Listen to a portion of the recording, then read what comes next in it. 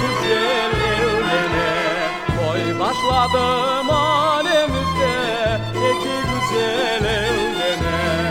Kandillerinin şavlesinde ıslatırlar şenlene. Kandillerinin şavlesinde ıslatırlar şenlene.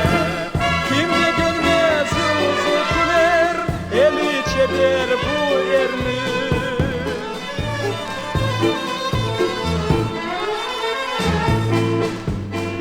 Kimler sevmez taşı kalem, bilinir hem dülberini. Kengineyik soy sopamız, yaratsın bu toyumuz. Kengineyik soy sopamız, yaratsın bu toyumuz.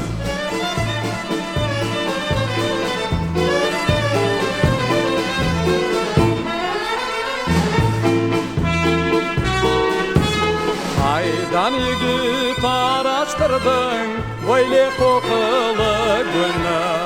Aydan yigit araştırdın böyle kokulu günü. Aydan kelin soraştırdın özün gibi bülbülünü. Aydan kelin soraştırdın özün gibi bülbülünü. Ne de güzel tanış olmak söylemek çölümde.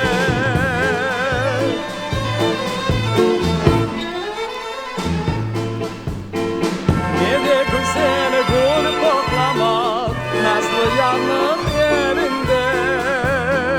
Şenleneyik soy sopamız, yaraşsın bu toy.